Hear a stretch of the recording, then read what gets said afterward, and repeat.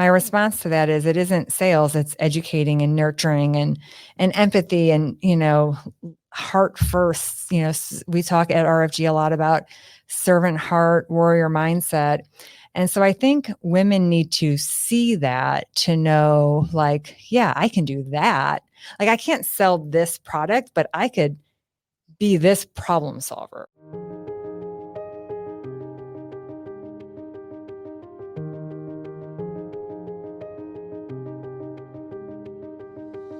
Hi there. Thanks so much for joining us. I'm Leah Alter.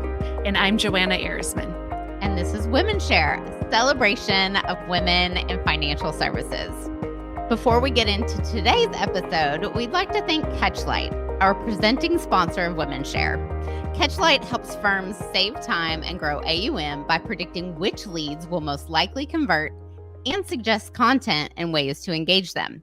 Learn more at catchlight.ai/WomenShare. That's catchlight.ai/WomenShare. Great. Well, today we're so happy to welcome Christine Wedell, a wealth advisor with Volare Wealth Advisors. Chris isn't your average financial advisor, however. Driven by a personal mission to empower women with financial knowledge, she helps clients navigate every stage of their financial journey. Chris is also a co-founder of StrongHer Money, an educational platform specifically designed to shatter financial barriers for women. But her story goes even deeper. Finance wasn't always a source of strength in her life, and we're about to hear how Chris turned her financial experiences into a passion for empowering others. Abby Salome at RFG Advisory introduced us to Chris, and we want to thank RFG Advisory for being today's Pay It Forward sponsor, where past WomenShare guests can support our mission by sponsoring a future episode. So thank you, Abby and RFG. RFG Advisory is an award-winning support platform for independent advisors, empowering them to focus on what they do best, serving their clients. Learn more at rfgadvisory.com. So Chris, thank you so much for joining us and welcome to WomenShare. Thank you so much for having me. I am truly honored and humbled. This is awesome. Thank you. We are so excited that you're with us today. And when the team at RFG Advisory introduced us to you, it was such an immediate yes for us. And we're just so excited to have you come on and share your story with our listeners. So let's start there. You've shared that growing up, money was a source of pain and tension for your family. Can you tell us more about that and how it's really influenced your drive in becoming an advisor and the clients that you serve? Absolutely. I think it's helpful to note a few things. One, I am the oldest of 6 children, and we are all about a year-ish apart. Wow.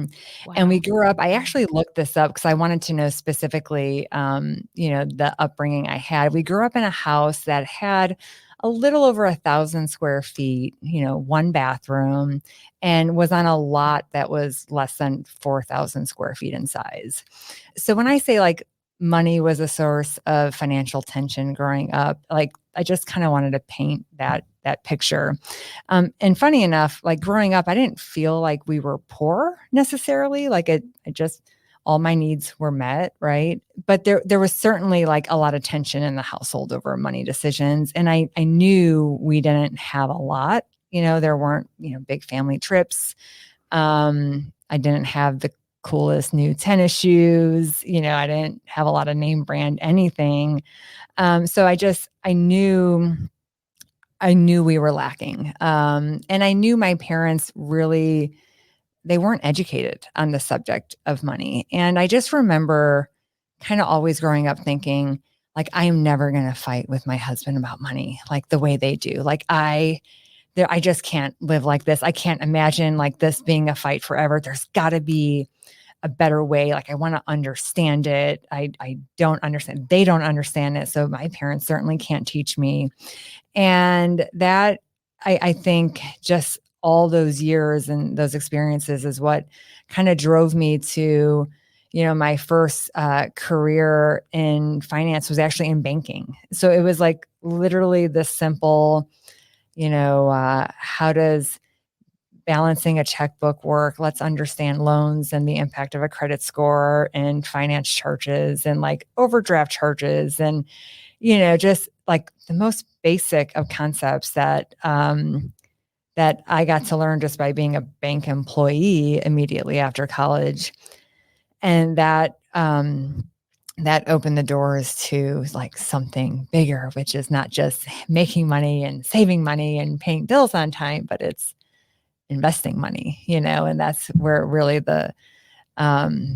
where really one could change the trajectory of like your past so it doesn't repeat in the future is I believe through education and making those bigger kind of decisions with your money. And so that's really what attracted me to financial planning and investment management and kind of crossing over the bridge from banking to something bigger.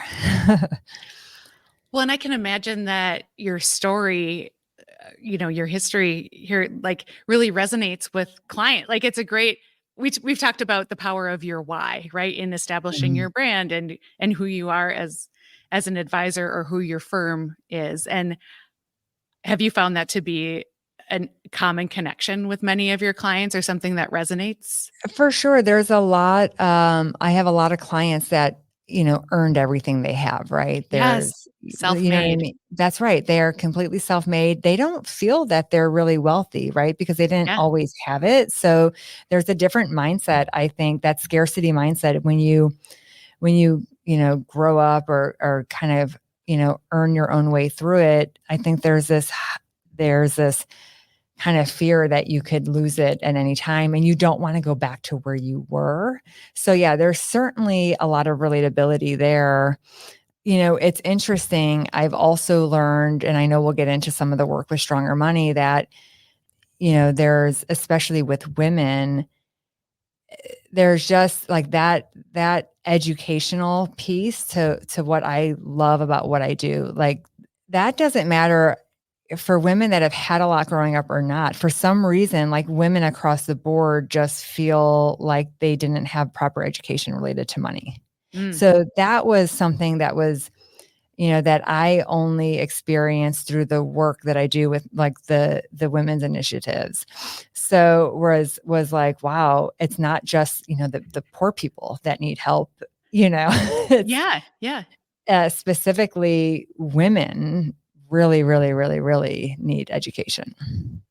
Well, and I wonder too, it's making me think like in past episodes, we've talked with our guests about the fact that women have a tendency to want to check all the boxes, and make sure, yes, I meet all of these requirements before we do anything. And what's occurring to me as you're talking is I wonder if that's an element of, regardless of your financial background as a woman, do we feel this need to really educate ourselves in order to feel comfortable getting into making more financial decisions and having that kind of empowerment? I don't know. This is me philosophizing on the fly, right? But or maybe. like having enough money saved and having enough debt paid off and having enough, like all of those kind of boxes being like, okay, once I do all of those things, then I'll start to invest and worry about the next phase. I think you're right. Right. I think women, they have this tendency to like, I don't know, for some reason we limit ourselves a little bit with that kind of check the box thinking. It's the same when I think about, do I need an estate plan? Like I'm not rich. I don't have, I don't need an estate plan if I'm not wealthy. And it's like, no, if you have assets, you need an estate plan. And it's like, if you have earnings, you should be investing kind of thought process. Right. But for some reason, and I think that's just, again, the lack of education. I mean, really that the financial services industry for a long time, has failed to provide. And I think it prevents a lot of people from thinking they're quote qualified to be making these big time decisions. And it's like, it's really not that, as soon as you graduate, most jobs anymore have a 401k plan. And so you have to make investment decisions for some folks as young as 18 years old, certainly in your early 20s. So to think that you should check certain boxes on, did I save enough? Is my debt in check? Did I buy a house yet? Or whatever it is that's in your head. Am I married? That thinking has to go away. And that has to be part of the education process because you're being presented with investment decisions regardless, like whether you like it or not, you have to be ready for it. It's such a good point. Well, and this actually goes very naturally into StrongHer Money. So would love to hear about that educational platform, the mission, and what you're up to with StrongHer. Yeah. So I guess I should probably step back a little bit. I affiliated with RFG Advisory back in 2017.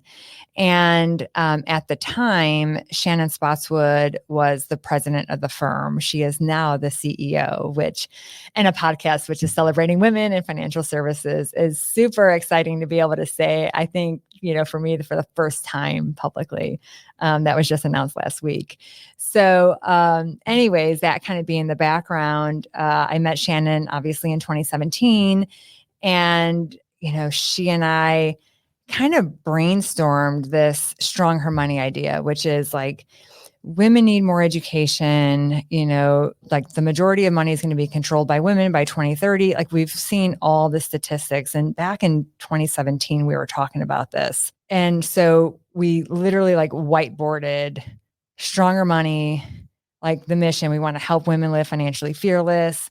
How are we going to do this? We're going to have meetups, in-person events, like just started dreaming it, and had the first event in 2018. Now, something you should know about Shannon is if you haven't met her, I mean, she's amazing. She's a doer, right? Like she has been such a great role model for me because she has always nudged me just to the edge of my comfort zone. And so if you are so important to have in your life, right? I mean, if you would have told me back in 2017 that part of what I do for a living would be getting up in front of groups of people and speaking, I would have said no way. Like I was perfectly content just like helping the people that I helped on a daily basis. I felt like I was kind of coasting. Life was good. And I didn't have to get out there. And Shannon was like, oh no, like you're going to, like someone has to do it. And why wouldn't it be you? And I thought, well, why wouldn't it be me? And so here we are, 6 years later, and I probably do anywhere from 6 to 12 events a year where I'm just getting up in front of groups of women and helping educate them. And I will tell you, after the first one, that was when it hit me that it didn't matter what someone's financial background was. Like there was a need for this kind of, intimidation-free discussion kind of setting to get women together where they can share experiences and stories and learn from one another and ask questions were just freely, right? And there was real magic to it. And if I'm perfectly honest, the first event we ever did was a total flop. I mean, the room was a disaster, the lighting, the sound, like it was terrible. I left in tears. But what I learned from it was women needed it and wanted it, and that I had to, all right, make it better and do it better going forward. And now it's my favorite part of what I get to do is bring women together in a room and let's talk about money, which is amazing because women would literally rather talk about anything than money. And the fact that I can get, 20 to 40 people in a room to specifically talk about money, it's awesome. I think it's my purpose. Your passion certainly comes through when you talk about it. And, congratulations to Shannon. That's like amazing. That is a theme we see a lot is the women that we have on the show have had these really strong women that have mentored them and sponsored them throughout their career to push them because they saw in them maybe things they didn't see in themselves. So what an amazing opportunity to have someone like her in your life. So and now we have Abby on the team. So it's like super firepower. Yeah, it's a lot of power team for sure. Well, I can't lie. I got pretty excited when I looked at the Volare Wealth Advisor website and saw that you have a predominantly female team. Yes. So you're definitely practicing what you're preaching to, which is amazing. So can you talk a little more about why advocating for bringing more women into the industry is important to you? And what do you think as an industry we could be doing to help attract and usher more women in? Oh, that's a great question. And something that for the past couple of months has been just like center, of my thought processes almost every day. I had this epiphany. I work with Stephanie Bogan, who's a financial advisor coach, and she was helping me craft my vision for Volare. And I've always said for years, I just want to help as many people as I can without sacrificing the time I give to my family, which is really hard to do because we all only have 24 hours in a day. And she kind of, if you know her, you love her, and you would know what I mean when I say she was kind of in my face pretty hard one day about, well, what do you do that's so different, that's so important? Like, could nobody else be an advisor the way you're an advisor? And made me kind of say out loud, well, I guess I just have to clone myself. And then it hit me. I said, oh my gosh, in order to help more people, I need to clone myself. I need to create or find or develop more financial advisors. That's the only way I can help more people, is there needs to be more female advisors. And to answer your question, like, I've been kind of racking my brain on, like, why aren't there more females? This is the best industry, I think, for women. I mean, we have that work-life balance. I have, 2 sons of my own, 5 kids if I count the bonus kids. And I'm running my own company, and I have kind of my own schedule, and, you can put as much into it as you want. So I think there's a few reasons we don't have as many women, and maybe it answers the question of what needs to change or what needs to happen to get more women in. One, women have seen a lot of male financial advisors do it the way a lot of males do it, which comes across very salesy. And I think a lot of women say, like, I just don't want to sell. I don't want to be a salesperson. And I understand why they think that, and why they think that, this is the way it is. And my response to that is, it isn't sales, it's educating and nurturing and empathy and, heart first. We talk at RFG a lot about servant heart, warrior mindset. And so I think women need to see that, to know, like, yeah, I can do that. Like, I can't sell this product, but I could be this problem solver, right? So there needs to be like a path for women to have a role model or someone they can follow in their footsteps. And I think that leads to the other issue of, I think a lot of women, especially in the independent channel, kind of think you have to, we use phrases like eat what you kill, which means, hey, like, you're going to earn what you can earn, you build your business and that's how you make money. And I think haven't created a lot of paths where women can just earn a really healthy W-2 kind of salary. Like, not everybody wants to eat what they kill. Yeah. Some people just want to do good and get compensated appropriately and not be an admin behind the scenes and feel like they're making a difference in the world. So I think we got to create more of those, more paths like that for women to get into the space where they can be just heavily rewarded today and not have to worry about, quote, having their own business if they don't want their own business.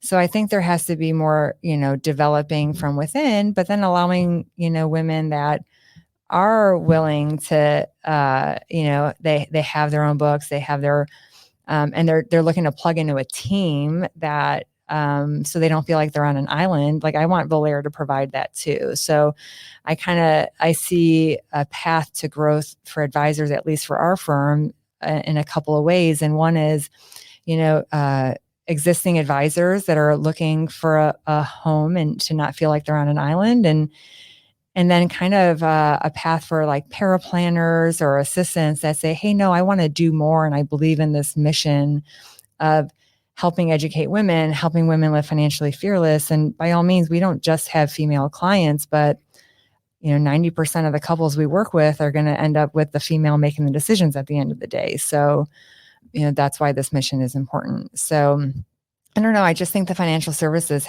industry really as a whole has to look at paths for developing from within. And sadly, a lot of male advisors really like their support staff as is because it helps them make a lot of money and it's not doesn't really help them to move that person out of the shadows and into the spotlight. And that has to change. Well, and even just the language, right? Like eat what you kill is just not Yes. language that is attractive to most women. No. Right? We're not really the hunters. I mean, that's a general, I'm generalizing a little bit, but language does matter. That's I right. think a lot of times. And how sad that like I said that phrase and we all knew exactly what that meant because we've been in the industry long enough. I mean, heck, I got into the industry in 2006. So I've heard all the phrases, Yeah. and Yeah. some I would never, ever repeat.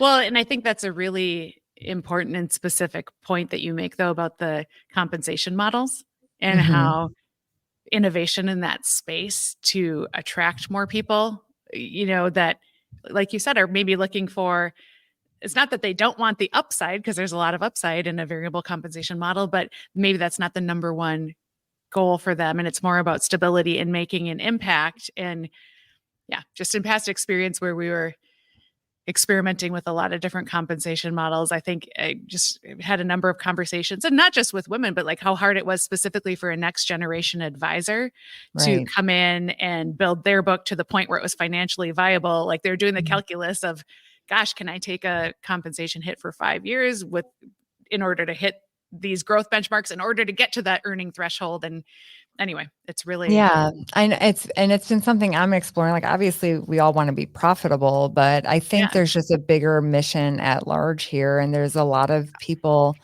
that need help, and there's going to be a lot of women that need education. And, the majority of women want to work with women. So there's certainly space, for growth for females in this industry, but it's going to take a lot more than a handful of people to say, okay, I'm willing to invest in that. Yeah. And I think if your priority isn't, the dollars first, and yes, the dollars have to be part of the conversation, but if it isn't, profit first, then I think it becomes easier to see, okay, I mean, at least for me, the goal is helping people. And if at the end of the day, I've learned that I physically have to help less people in order to be able to help more people. If I take the time from maybe a handful of clients and invest that time into potential advisors, and each of those advisors could help a couple hundred clients, well, we can see how that math plays out, and you can just serve more people. And I believe when you kind of put the mission of people first, I don't know, I think the dollars just follow naturally. Yeah. They take care of themselves. Yeah. That's right. Yeah. Oh, I love that. Such a great perspective. Before we get to our next question, however, I think it's safe to assume that you as a listener like podcasts that help you with professional goals. Well, we've got a recommendation for you. Okay. Our presenting sponsor, Catchlight, hosts the Grow Organically podcast, where Dan Gilmartin, head of marketing at Catchlight, holds candid discussions with wealth management and financial pros. Each episode breaks down growth factors at wealth management firms and how organizations can continue to be forward thinkers in today's competitive landscape. Add Grow Organically to your podcast rotation. You can learn more at catchlot.ai/WomenShare. Okay, so Chris, back to you. Now, another area that you shared with us is that link between physical and financial wellness is part of what you educate people on. And you are personally a self-proclaimed health enthusiast. I love it. I think from what I could gather in, getting to know your background, it seems like you're a pretty phenomenal athlete, but health enthusiast it is. Okay, so I'd love to hear more about how you integrate health and wealth in your client relationships. Yeah, thank you. I appreciate this, opportunity to talk about health and wealth. It's become a bigger focus here in the past year or two. In the beginning, it was just money, money, money. But I firmly believe advisors, we're going to have to do a lot more than just talk about investments and dollars and financial planning. I think I consider myself more of a financial life coach, if you will. And so it's not just about, do I have enough dollars to retire? It's about, what does that look like, and helping clients with kind of that life vision, if you will. I think money is just the tool that gets us from point A to point B. It gets us to where we want to go. And if we don't know what that is, then, well, the dollars are going to be kind of spent without intention. So when I think about retiring and retiring happily, I believe there are 3 pillars to that. And so money is the one we focus on, and it's certainly one of the pillars, but I don't think it's the, really the most important.